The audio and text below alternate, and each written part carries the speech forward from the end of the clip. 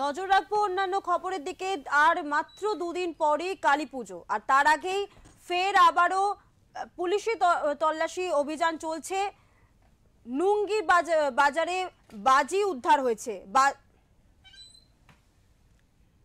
Diamond Harbour জেলা পুলিশের উদ্যোগে শনিবার রাতভর তল্লাশি চালানো হয় মহেশতলা, নুঙ্গি ও বজবজের বাজি বাজারে। পুলিশ সুপার বিশপ সরকার এবং অতিরিক্ত পুলিশ সুপার মিথুন কুমার দের নির্দেশে যৌথভাবে অভিযান চালায় মহেশতলা ও বজবজ থানার পুলিশ। তল্লাশি অভিযানে ধরা পড়ে প্রচুর পরিমাণে নিষিদ্ধ বাজি।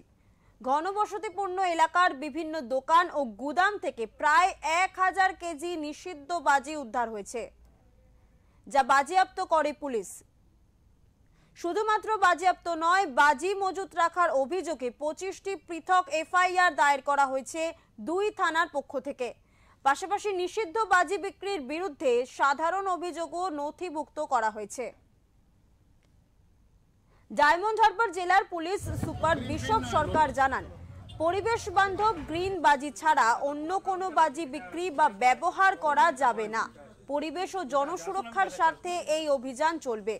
বাজেয়াপ্ত সমস্ত নিষিদ্ধ বাজি পরে প্রশাসনের পক্ষ থেকে ধ্বংস করা হবে বলেই জানা গিয়েছে।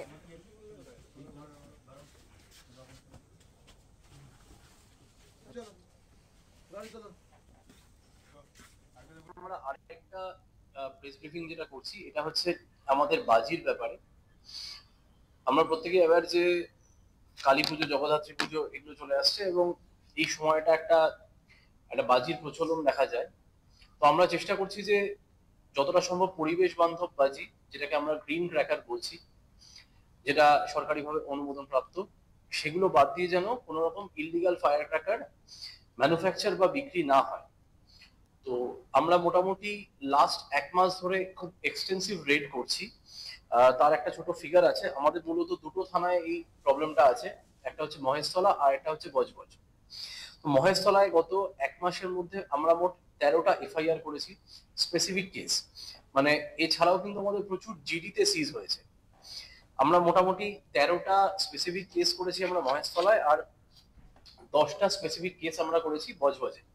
তো টোটাল মিলে আমরা গত 1 মাসে 23টা স্পেসিফিক কেস করেছি এবং প্রায় 1000 কিলো বাজি আমরা কিন্তু, যেটা ইলিগাল ফায়ার ক্র্যাকার আছে, আমরা সিজ করেছি। এবং এটা ছাড়াও আমি যেটা বললাম যে জিডির মাধ্যমে জিডি করে আমরা প্রচুর ফায়ার ক্র্যাকার ডিস্ট্রয় করেছি। Maheshtala, Budge Budge spans across these 2 cases primarily. এখানে আমরা খুব এক্সটেন্সিভলি রেডটা করে যাচ্ছি, সেটা আগামী 3-4 দিনেও হবে। এটা গেল এক। সেটা আপনারা বুঝতেই পাচ্ছেন যে একদম রেজিস্টার্ড কেসই হয়েছে প্রায় 25টার মতো দুটো থানাতে।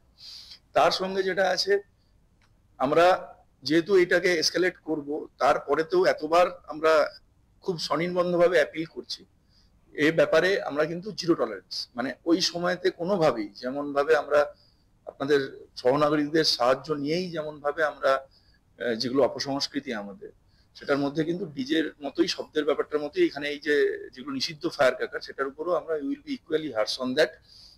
আমরা চেষ্টা করব কিন্তু খুব কড়াভাবে ওটার উপর ক্র্যাকডাউন করার। সুতরাং আমরা সমস্ত যারা পুজোর সঙ্গে জড়িত, উদ্যোক্তা, সাধারণ জনগণ, ক্লাব ইত্যাদি সবার কাছেই রিকোয়েস্ট করব যে ওই দিনগুলোতে আমাদের সবাই আমরা, এটা পুলিশের একটা ট্র্যাডিশনালি আমাদের থাকে, এটা মায়ের পুজো থাকে, সেই সময় আমরা চাইবো না যে কোনো একটা অপ্রীতিকর পরিস্থিতি তৈরি হোক।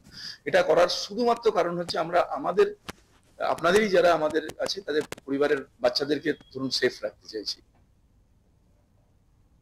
তুমি সকালে যাবে, সব দেখবো আমরা।